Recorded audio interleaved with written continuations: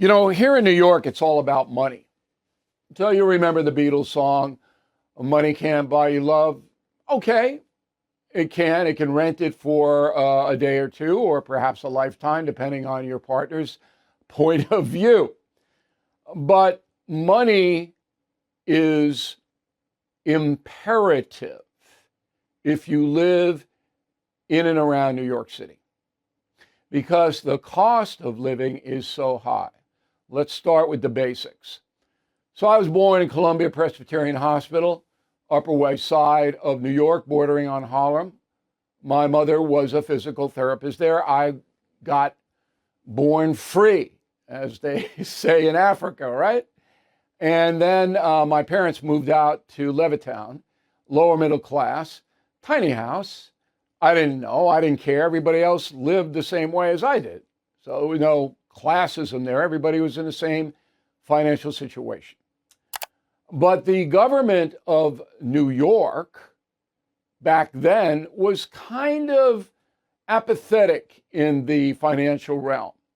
It was only in the last 20 years where the so-called entitlement state took over in Albany and in New York City. That means that the primary goal of the Democratic Party, which has controlled New York for most of its existence, all the way back to when it was called New Amsterdam, is to give people stuff in return for votes.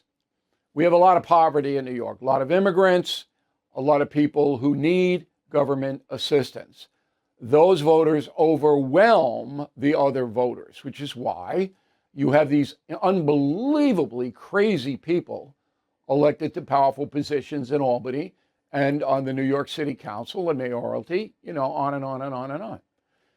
But if you do not have money here, you cannot exist. I mean, just yesterday, people I know moved to South Carolina and they cut their expenses 50%, 50%. Instantly. A 10-hour ride south, 50% less to live at the same level. Same kind of house, same food, same gasoline in your automobile, same automobile. But because South Carolina keeps their expenses under control and their tax rates under control, you can live there for much less. Now, can you make as much money in South Carolina as New York? No, you can't. But that's just for the upper people, the financial people, the real estate people, the skilled people, the college graduates. The workers, they're taking what they can get. And it's not enough in many cases. Enter the stock market. So it's painful and it's emotional, all driven by emotion. It's not companies are good, companies are bad, I'm going to invest here, I'm going to invest there. It's all about Donald Trump. What Donald Trump does with the tariff situation, foreign affairs, is going to dictate for the next few weeks what the stock market does. And a lot of people are losing a lot of money. Money they worked hard for. I work hard for my money, I bet you do too. And we save, we're responsible, we invest, we're capitalists, and all of a sudden, boom, stock market's down 2,000 points. Because Trump wants to do a tariff thing that he believes will make Americans stronger. And it might, but it's a long term. So in New York, where so many people are living what they call on the margin, they're paying $5,000 a month in rent, property taxes on Long Island. I pay $50,000 in property taxes to live on Long Island. That's insane. I get nothing for that.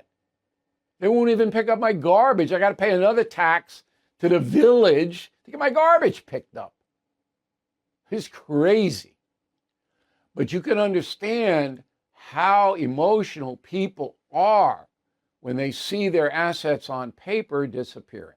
I have no solution for you other than be strong. Don't panic. Panic never does anybody any good, ever. I'm not doing anything. I'm not selling. I bought a little bit in the beginning of this fiasco, but I'm not buying now.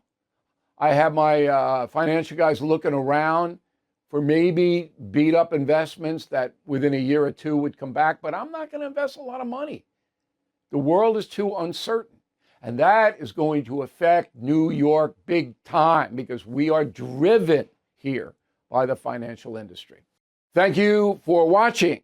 To view full episodes of the No Spin News anytime, sign up to become a BillO'Reilly.com premium or concierge member today.